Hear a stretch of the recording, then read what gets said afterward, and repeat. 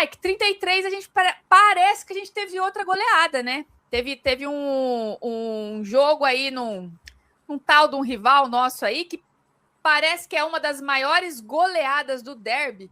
Qual o peso histórico dessa partida, Mike? Desenrola aí pra gente. O eterno 8-0? O eterno 8-0. Quem não foi no Allianz, quem não assistiu o jogo do Palmeiras que tem aquela faixinha escrito eterno 8-0? Eterno 8-0. Eterno Cara, 8-0. E mais uma vez, né?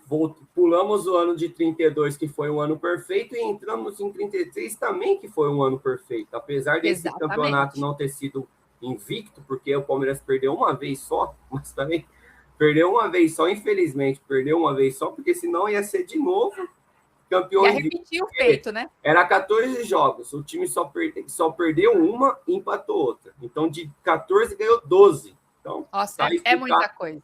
Está explicado o nível que o time era. E chegamos no jogo contra o Corinthians, que foi válido para a rodada de 13ª rodada, que praticamente era uma das últimas, e também também pela rodada do torneio Rio-São Paulo.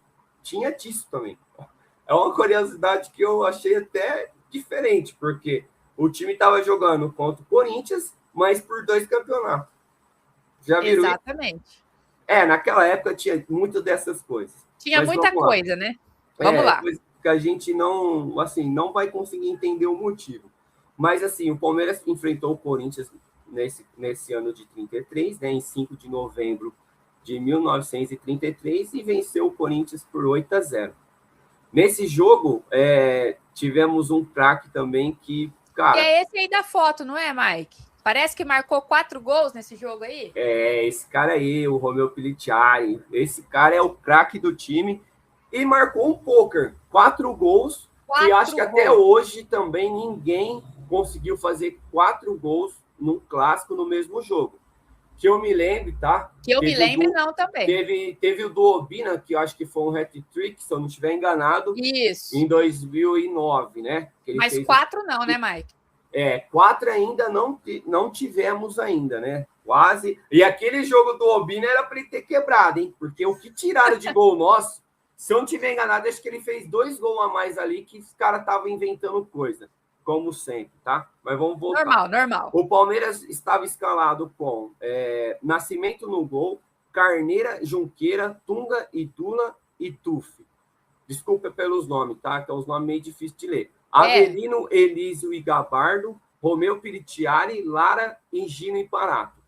O Corinthians entrou em campo com a Onça no gol. Não era a Onça de verdade, não. Era a Onça o nome do goleiro. Rossi, Bazani, Jango, Brancário e Carlos.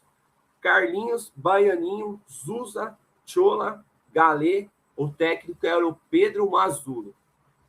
Essa vitória de 8-0 marcou a maior derrota do Corinthians, se eu não estiver enganado, da história deles. E a maior vitória do Palmeiras no clássico, né? E além disso, além do Palmeiras ter vencido eles, teve uma curiosidade legal também na época. O Corinthians os torcedores do Corinthians foi protestar lá em frente ao estádio do clube, e o presidente pediu renúncia. Olha só! O presidente pediu renúncia e ele saiu do Corinthians naquela época.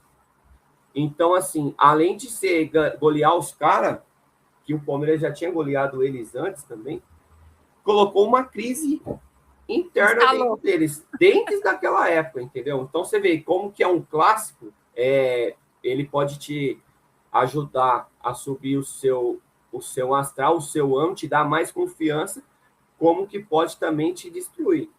Que é o que acontece até hoje, né, Mike? Isso, eu fui dar umas pesquisadas e naquela época o Corinthians, sim, não estava vivendo o seu melhor momento.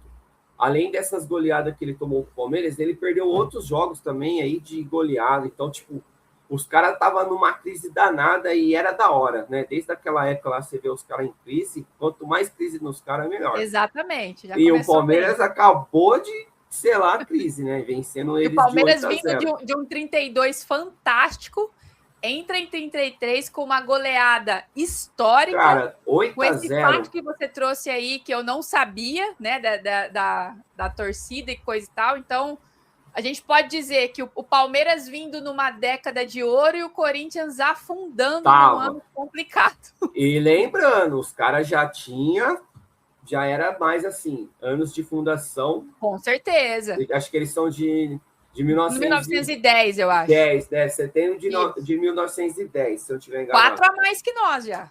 Então ele já tinha uma base, né? Já era campeão, tudo. Você vê como que a história muda, como que a organização de um clube é muito importante, porque assim, a gente sempre vai falar isso. A organização do clube vai gerar para você coisas boas no futuro.